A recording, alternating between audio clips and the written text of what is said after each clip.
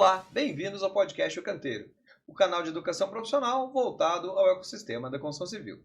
Eu me chamo André Marques, atuo na área de projetos há cerca de 15 anos e sou host desse canal. E comigo, também host do canal, atua em obras há mais de 40 anos, Henrique de Ferrari. Fala, André, beleza? Tudo ótimo, e contigo? Joia, tudo bem. Beleza pura.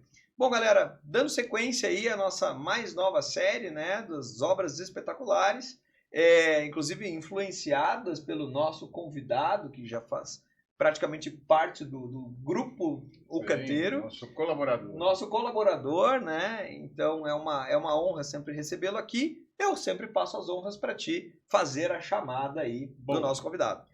Bom, acho que todo mundo, uma boa parte já viu, mas vamos voltar a apresentar um cara que tem muita bagagem, está na estrada faz muito tempo e já nos falou sobre linhas de transmissão, sobre usinas nucleares, já falou sobre saneamento, né, em áreas de orla marinha. E hoje ele vai contar para a gente um pouco sobre obras em área urbana, né? Inclusive é interessante que, conversando, descobrimos que fomos contemporâneos em contratos na cidade de São Paulo, isso lá na meados da década de 90, né? Então, de novo, muito obrigado pela tua presença, Isaltino Neto, e bora conversar. Olá, É isso aí. mais uma vez aqui presente, é um grande prazer, como sempre, participar desses programas, agora já promovido à condição de colaborador, como vocês colocaram. Sim, excelente. E eu brinco que o fato de envelhecer nos propicia uma única coisa, uma quantidade grande de histórias que passam, que a experiência profissional vai nos deixando.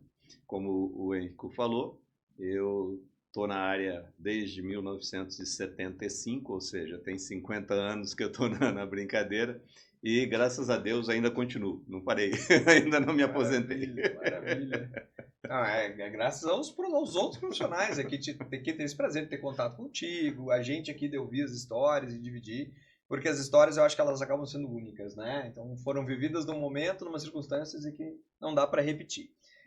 E como sempre, eu inicio os episódios perguntando um pouco como que tu chegou nessa área de infraestrutura urbana, como é que aconteceu essa migração, conta um pouquinho para nós, para a gente deslanchar o nosso papo.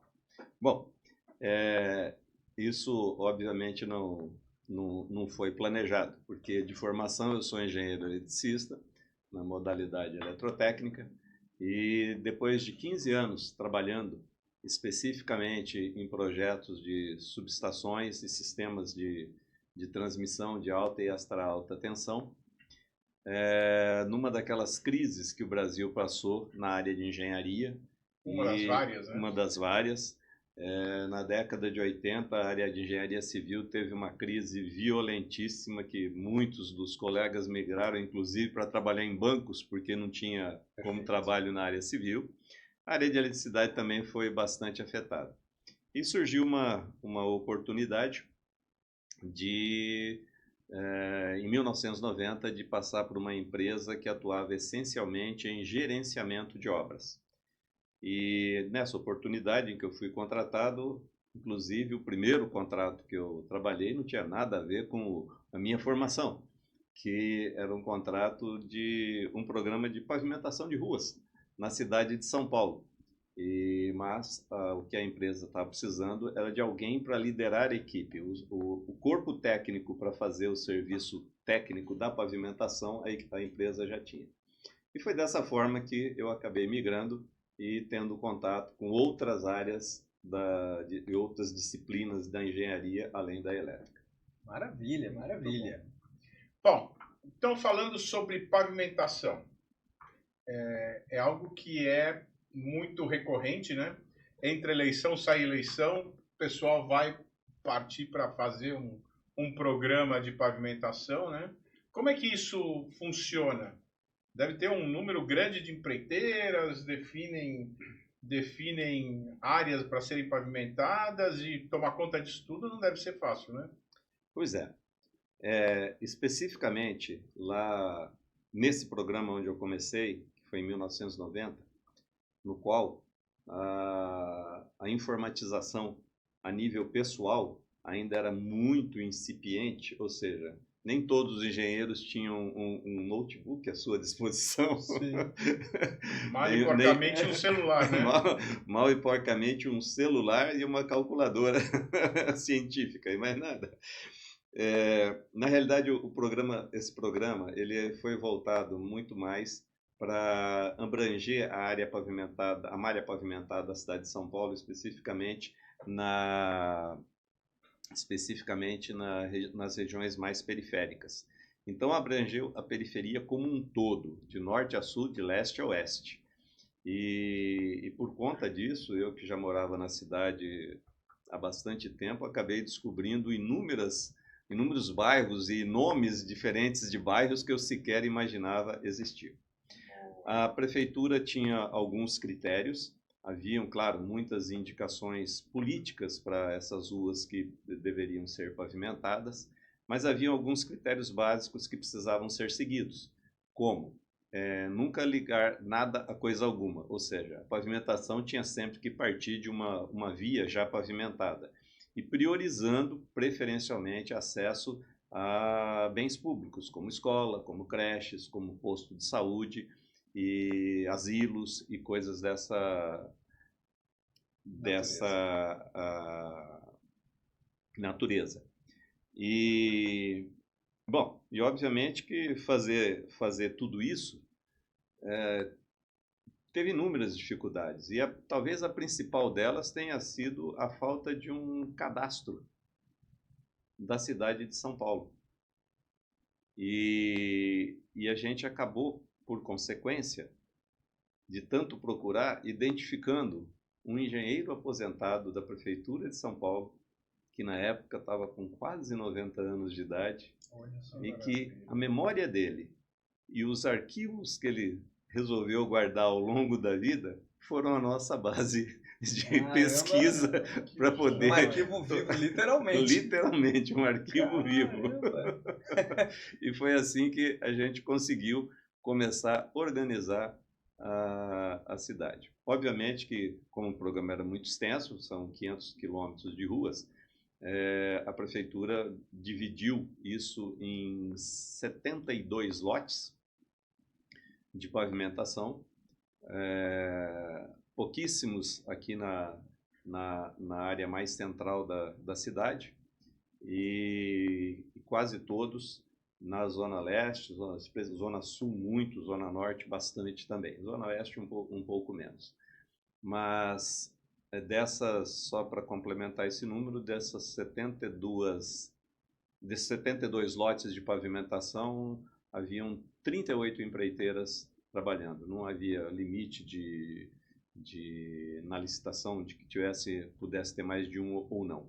Então, por conta disso, o número de lotes era maior. Algumas empreiteiras chegaram a ter 3, 4, a que tinha mais tinha 4 lotes. Perfeito, perfeito. E na tua opinião, o que poderia explicar as nossas condições aqui nas cidades brasileiras e em São Paulo da nossa pavimentação tão detonada, assim por se dizer, né? O que tu diria para nós? Bom, eu acho que tem algumas coisas que são bastante relevantes nesse aspecto. Voltando um pouquinho ao programa de pavimentação, ao longo da história havia uma dificuldade, por exemplo, muito grande de integração entre as atividades que a prefeitura pretendia na área de pavimentação e a resposta às obras de infraestrutura que as concessionárias precisavam fazer. Então, muitas vezes, se emitia correspondência para as concessionárias, como Sabesp, como na época Eletropaulo e assim por diante, e informando que dentro de um ano e meio, havia previsão de talvez até em 2 anos de se pavimentar uma região tal, em que, se tivesse obras para fazer isso, por favor, para tentar fazer antes da pavimentação. Quer dizer, não era informada via, mas regiões onde havia previsão de início de obra. E a verdade é que, muitas vezes, pavimentava-se e pouco depois chegava uma concessionária rasgando. Nossa. E houve um caso absolutamente inusitado até, porque uma avenida importante de acesso a um bairro na zona noroeste da cidade de São Paulo, e cuja pavimentação foi concluída numa quarta-feira. Havia uma programação das autoridades municipais fazerem a inauguração daquela avenida no sábado. Havia uma programação que... Estou ficando assustado. No sábado, pela manhã, não foi nem na sexta, no sábado, no dia da inauguração, pela manhã, uma das concessionárias chegou lá rasgando a avenida. Ou seja, cancelou-se tudo. Cara, que isso, né? Então, esse é um dos problemas. Muitas das nossas vias tá cheia de remendos. E quando você rasga uma rua pavimentada, normalmente você não refaz base, subbase, nem nada. Quer dizer, aterra-se uma camada de brita, asfalto em cima e acabou. E isso aí é um ponto que futuramente sempre vai causar problemas. É um ponto frágil, um pavimento flexível. Exatamente. Não tem como não dar prova. É um ponto de extrema fragilidade. Uhum. Fora isso, também existe a qualidade do asfalto que essas empresas aplicavam. No programa, foram contratados 4 laboratórios, cada um para uma das regiões da cidade, e que por suspeita da fiscalização ou aleatoriamente escolhiam-se vias e se fazia perfuração para analisar as camadas de base, subbase, ligante, asfalto, etc. Tal. E posso te dizer que foram muitas as vias que receberam sobrecapa asfáltica, que é o item mais caro, por não ter cumprido adequadamente as partes inferiores. Perfeito. Então, mas nem todas as vias, por exemplo, estou falando desse programa de 500, nem todas foram perfuradas. Portanto, muitas delas têm vícios de execução, que havia uma frase extremamente maldosa na época que dizia: depois que você pôs a coisa preta por cima, está tudo escondido.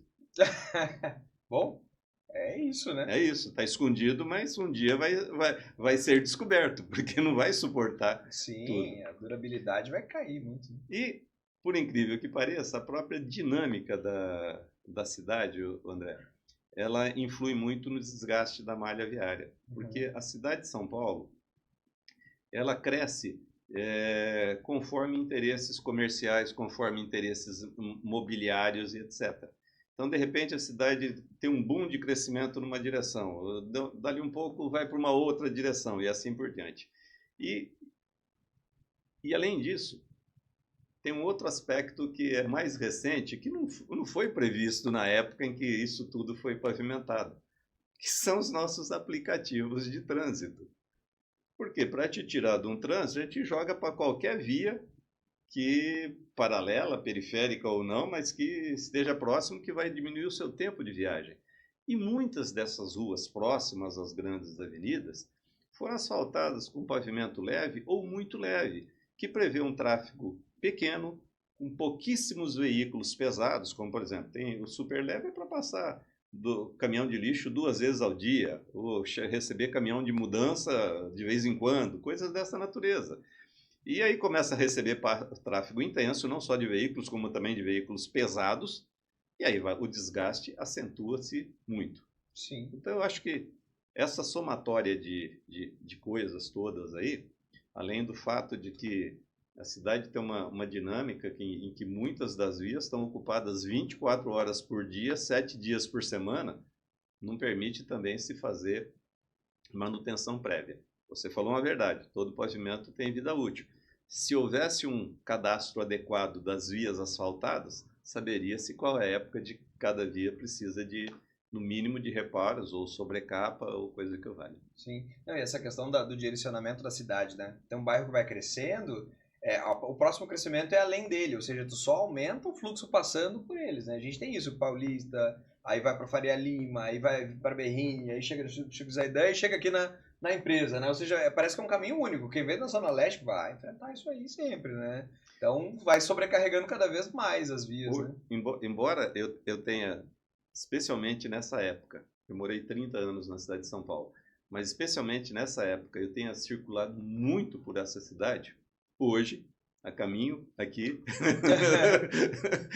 desse nosso encontro, o meu caminho normal seria pela Avenida Bandeirantes, Ibirapuera, depois pegar Américo Brasiliense e chegar aqui. Não, já fui jogado para perto do caminho mais curto, com tempo menor, fui jogado para umas ruas próximas ao terminal do Jabaquara, que fui para trás do aeroporto de Congonhas. Olha só. Ou seja, passei por vias que eu nunca havia passado na minha vida. Algumas estreitas.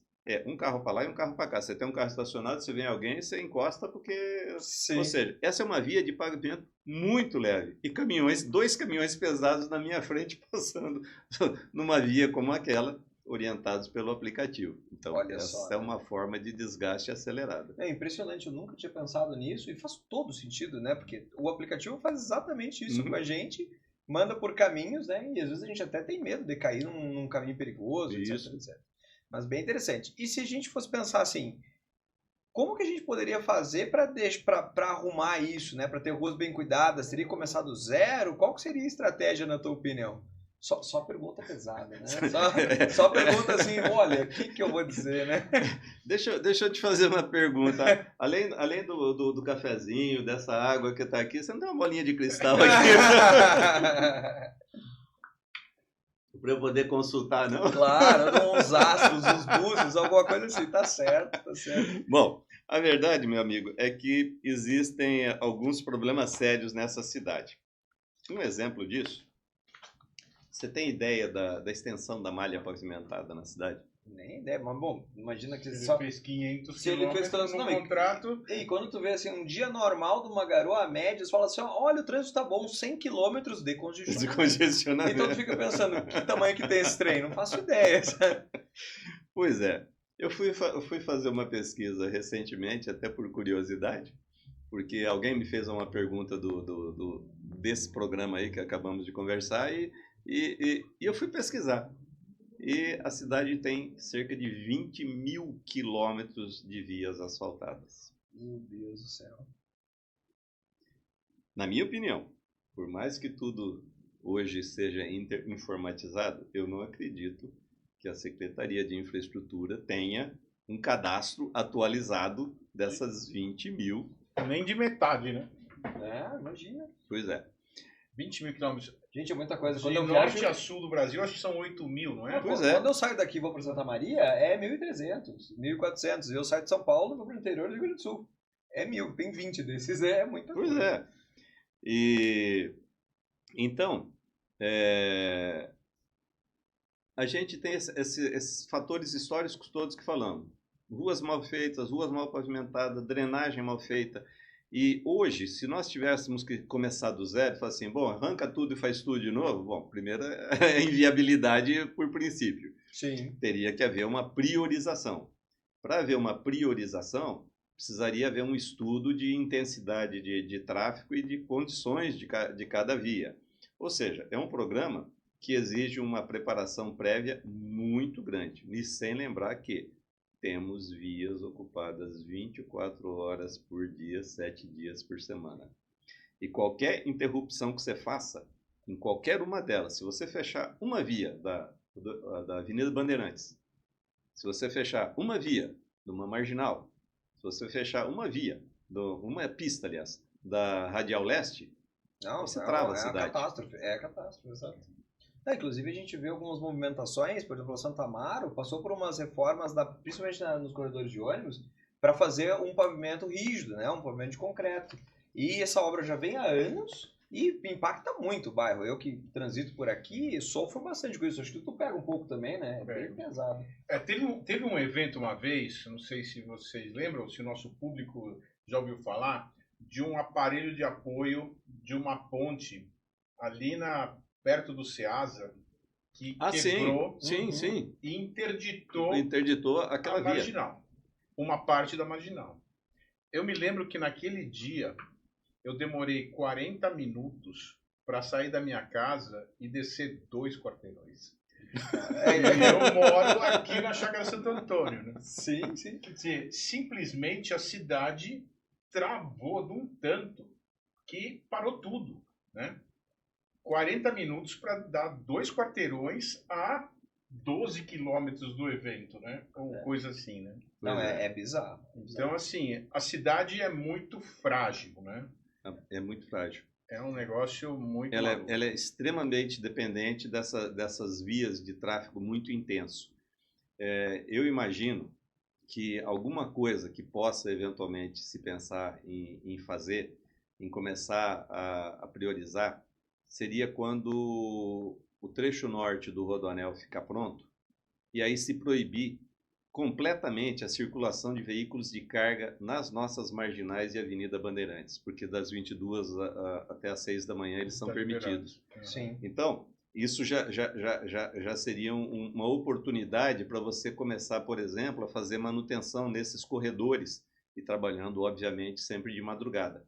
Sim. Como, por exemplo, uma das rodovias aqui do sistema Anchieta Imigrantes, especificamente a Imigrantes, passando por recapeamento, está sendo feito de madrugada. 6 horas da manhã eles liberam a pista que foi interditada. E na chegada a São Paulo aqui, se não liberar às 6 horas, meu amigo, eu sei porque eu moro em Santos, você não entra na cidade. É verdade. Você para depois do Rodoanel.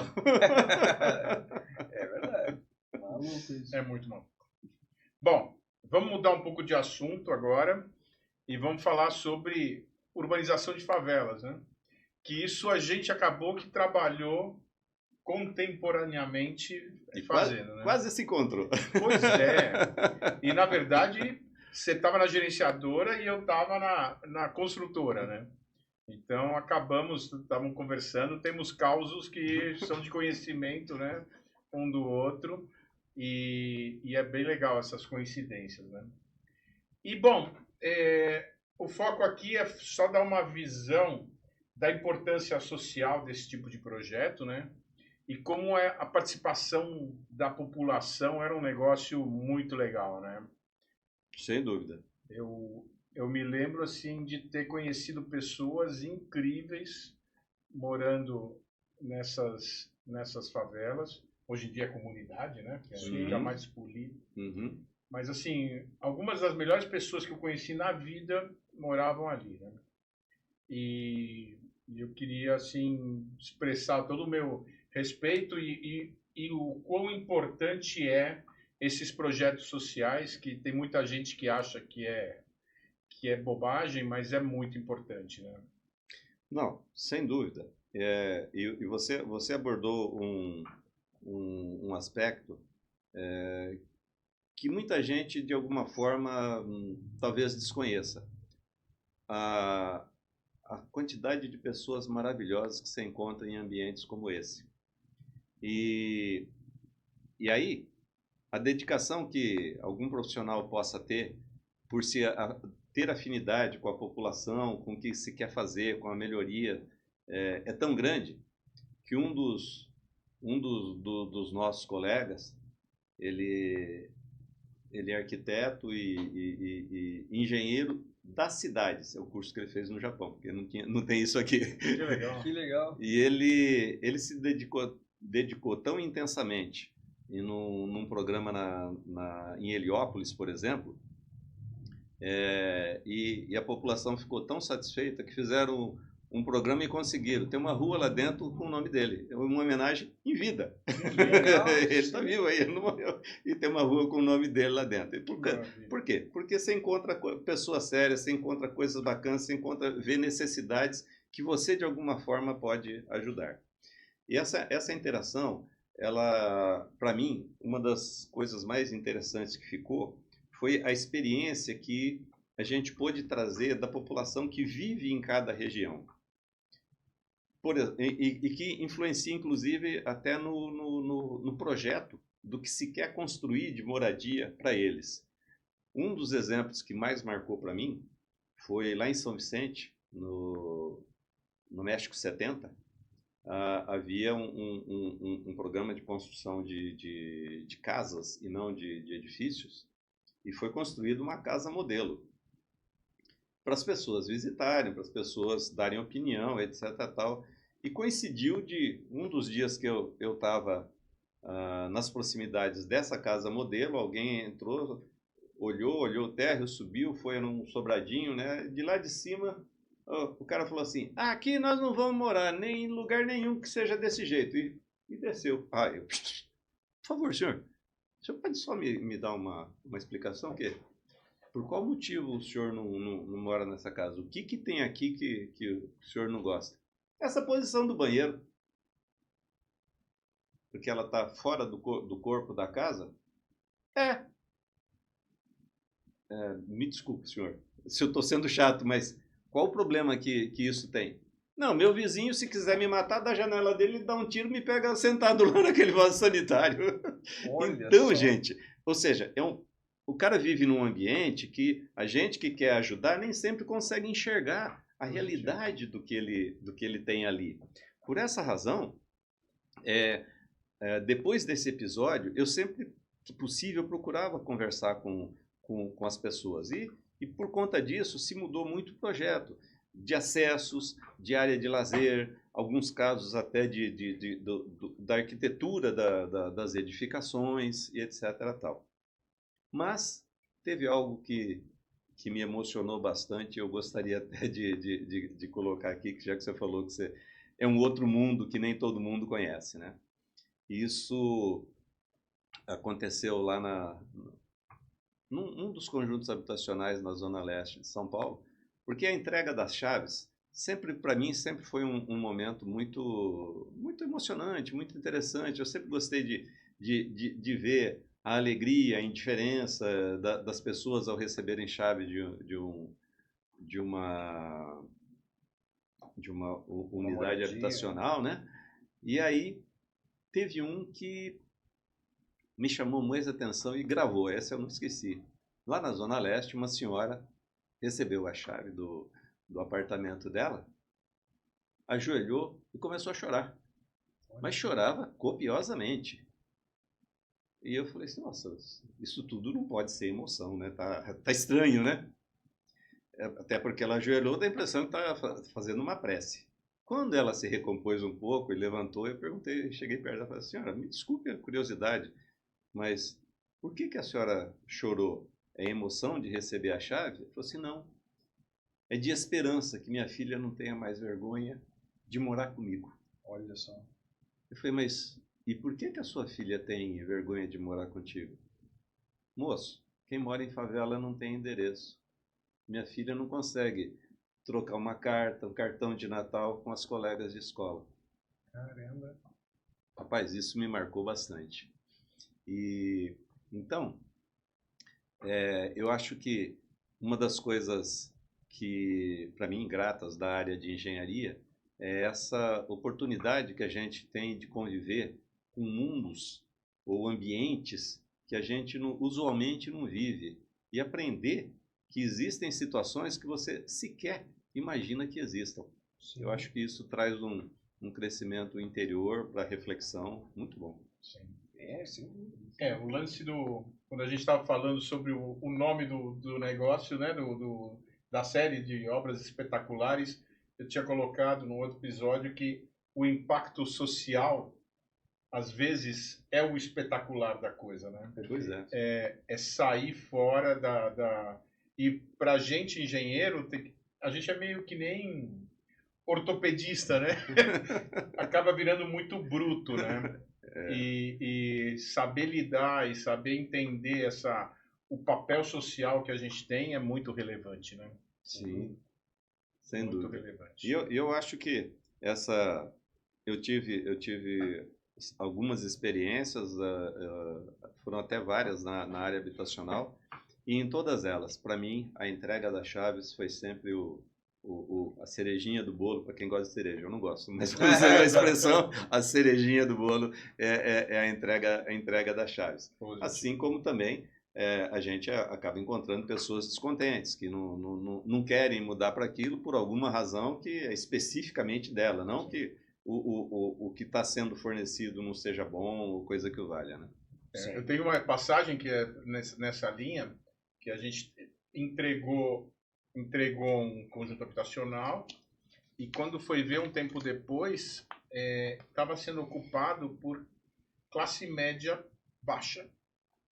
Em vez de ser a pessoa que morava na favela, que estava ascendendo, era gente que não morava, que estava indo morar lá, e o proprietário dessa casa tinha alugado, e com isso ele tinha comprado 6 barracos e vivia de renda.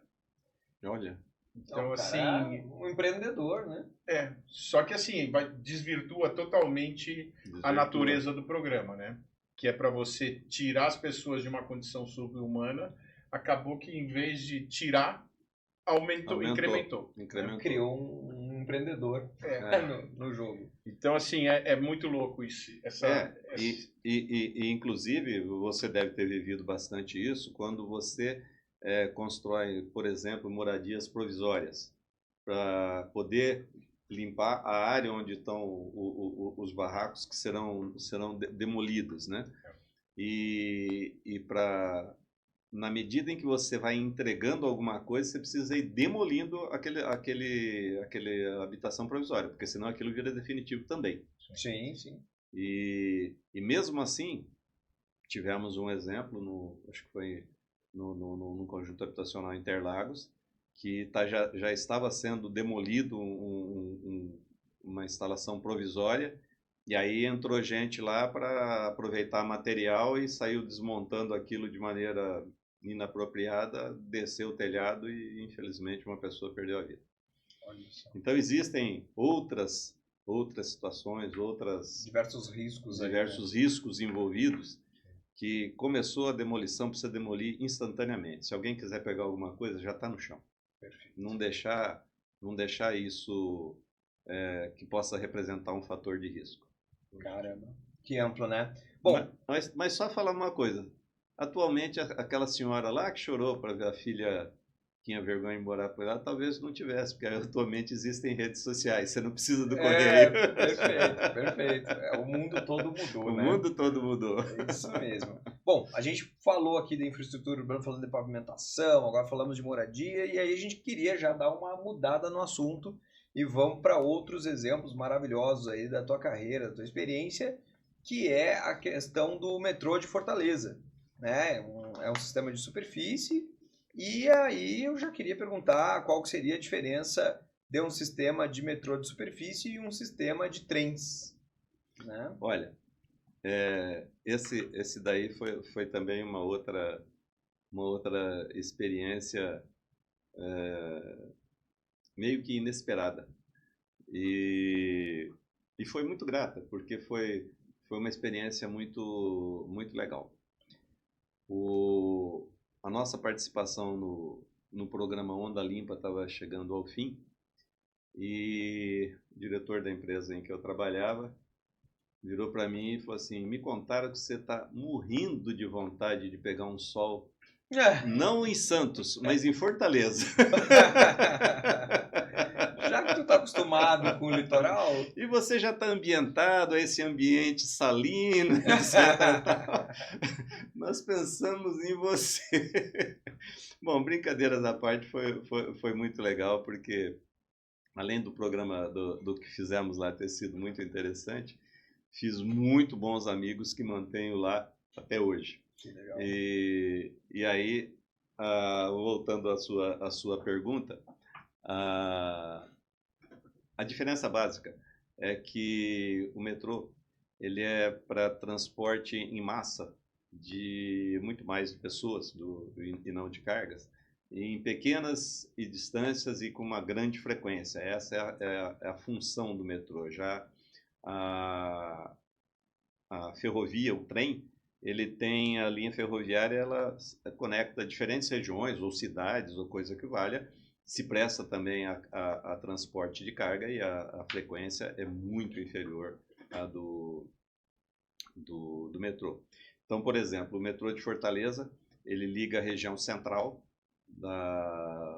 de Fortaleza, da estação Chico da Silva, até uma das cidades da região metropolitana, na região sul, a cidade de Pacatuba, e são 24 quilômetros de extensão, e existem 20 estações ao longo desse trecho. Então você vê que são São Trechos curtos, trechos curtos para embarque e desembarque de pessoas. Interessante, porque daí o trecho é curto, o negócio tem que arrancar e frear mais fácil, menor carga. Já o trem não seria isso, né? E tem uma correlação, o trem ele leva mais carga, porque daí, uma analogia que eu imaginei aqui que sim, né? É, Ou não? sim, o trem, até por ser projetado para isso, ele pode levar mais carga. Uhum. E aí a quantidade de propulsores depende da carga que você está transportando. Vou citar um exemplo clássico. Pega o trem de minérios lá entre a usina de Carajá e o porto. Tem inúmeras locomotivas para transportar aqueles 400, 450 vagões carregados de minério Sim, que pesam sei lá eu quantas toneladas, né? sim, Então, sim. e assim como a própria via, ela é preparada para receber uma carga dessa natureza. Já o metrô, por transportar cargas mais leves e serem composições mais curtas, ele não precisa de uma via com uma estrutura de instalação tão pesada quanto a de uma ferrovia, né? Muito bacana, muito legal. E aí o teu trabalho lá era parte de automação? O que vocês faziam nesse projeto? Então, o metrô ele tinha duas supervisões, o metrô de Fortaleza. A supervisão de obras civis, que não era nossa, e a supervisão de instalações elétricas, mecânicas, de automação e de material rodante. Então, nós começamos a trabalhar lá em 2009 e como assim como você abordou o problema de paralisação em Angra, né? No outro episódio, Sim. neste caso aqui também houve uma paralisação. Quando chegamos, o contrato estava paralisado em termos de fornecimento, porque o consórcio que deveria fornecer de empresas de equipamentos, e material rodante, inclusive, que deveria fornecer aquilo,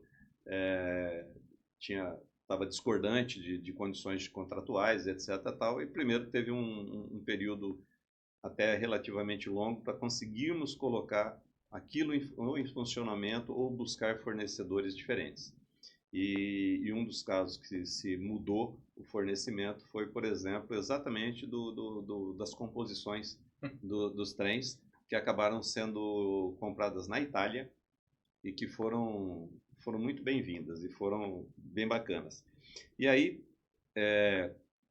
tendo em vista que eu também fui trabalhar em Fortaleza, já tendo a expectativa da empresa de que eu não ficaria até o final desse contrato, até por ser muito longe da minha casa, né?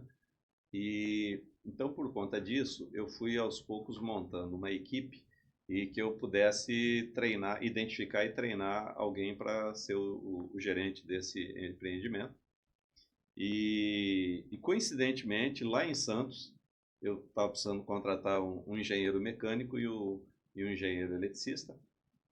E lá em Santos, lá em Fortaleza, me indicaram um casal de Santos. Uma engenheira mecânica e um engenheiro eletricista.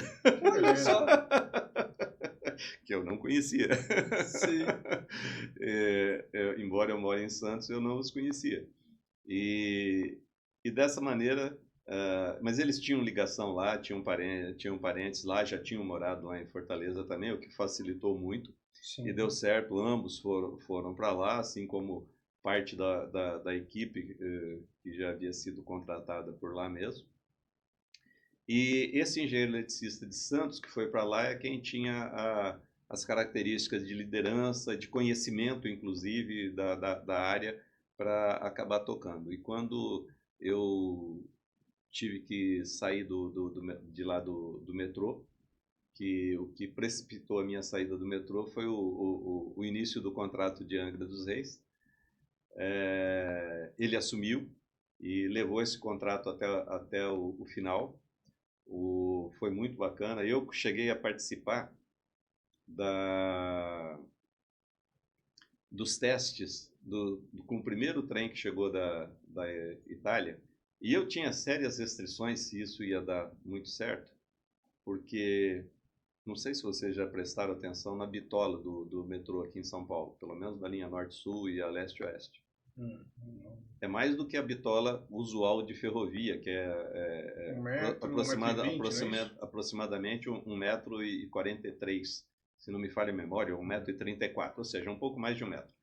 Essa era a bitola mais ou menos padrão. O metrô aqui tinha um bitola de 1,60 m, ou seja, era mais largo.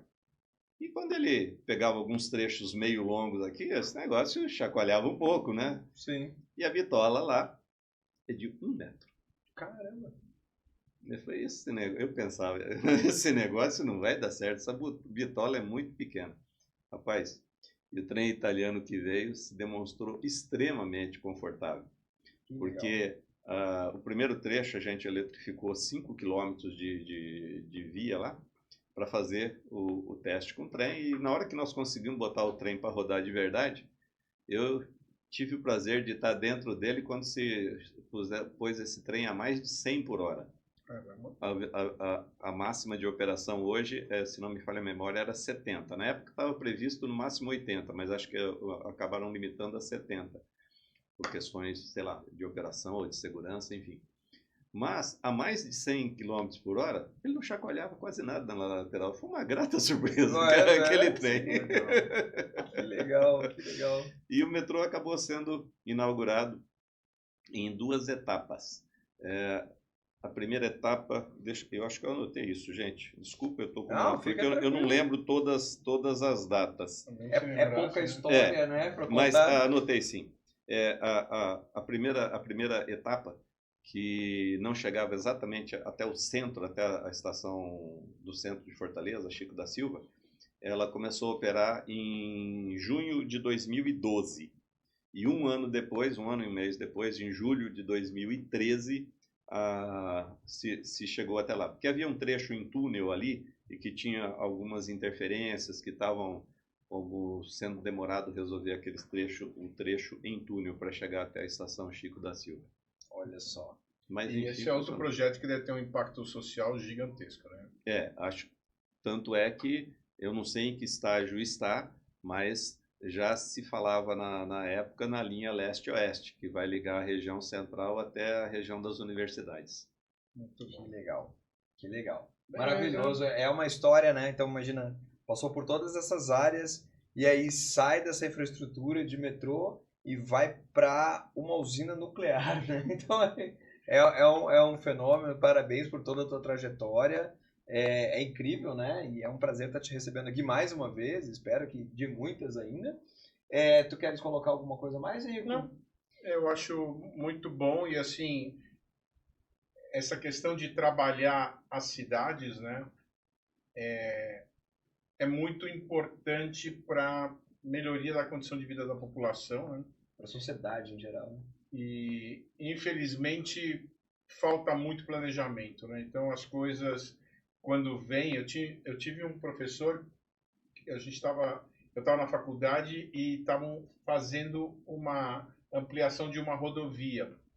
E aí ele um dia virou para mim e falou assim: quando esse negócio ficar pronto, já vai estar saturado, porque está fora de hora. Né? E eu acho que esse é um negócio que acontece muito no Brasil, né? Que toda essa infraestrutura que é fundamental já deveria estar pronto faz muito tempo, né? E a gente tem essa noção do monotrilho aqui, né? Essas coisas super um exemplo disso que você está colocando, a gente pode comparar com a cidade do México, que começou a construir o metrô na mesma época que nós aqui. E a malha metroviária deles é muito maior do que a nossa. Olha só. Não, mas assim, se você pegar, por exemplo, Buenos Aires construiu o metrô na década de 10, 20. Né? Pois é. E a gente começou na década de 70, né? Pois é. Então, assim, a gente demora muito para tentar equacionar problemas, e aí quando você faz já não dá, melhora, mas não resolve a vida de ninguém, né? Inaugura obsoleto o negócio, né? Exatamente. Um exemplo muito claro que se vive aqui em São Paulo disso eu conheci um urbanista que brigou muito para que o rodoanel ficasse mais afastado da cidade do que o que foi construído. E ele dizia, quando esse rodoanel ficar pronto, ele estará saturado. Bom, o rodoanel ainda não terminou, não temos o trecho norte operando, mas quem roda nos outros trechos, especialmente aqui na região oeste do rodoanel, vive saturado. Completamente. Eu tenho uma irmã que mora em Jundiaí, fui visitá-la num sábado e passei o dia na chácara lá, sábado, 6 horas da tarde, saí para voltar para Santos, 2 horas de viagem, tranquilo. Cheguei em casa às 11 horas da noite. Caramba. Porque houve um acidente no rodoanel, travou meia faixa, no sentido anti-horário do rodoanel. Uhum. Foram 4 horas para passar aquele pedaço. Caramba. É um impacto muito O impacto é muito grande. Então, isso que você está falando é pura verdade. Mas é isso. É isso. Obrigado por mais uma contribuição fundamental para a gente. E até a próxima, né? Até a próxima. Muito obrigado. E a gente gostaria de ter soluções para tudo isso que Pois é, a engenharia não faz mágica, né? Temporalmente não ficam prontos, mas é isso aí, a engenharia Mas a gente não faz está mágica. tentando, né? Agora a gente vai fomentar, vai que as nossos colegas ouvindo aqui o canal comecem a ter um movimento que no futuro, quem sabe, seja transformador. Sem dúvida. Então, tomara, né? Então, galera, curtam o canal, se inscrevam, compartilhem esse vídeo, perguntem. O Neto vai se dispor aqui a responder as perguntas e até a próxima. Muito obrigado. Eu que agradeço. Uma boa tarde a todos. Tchau, tchau.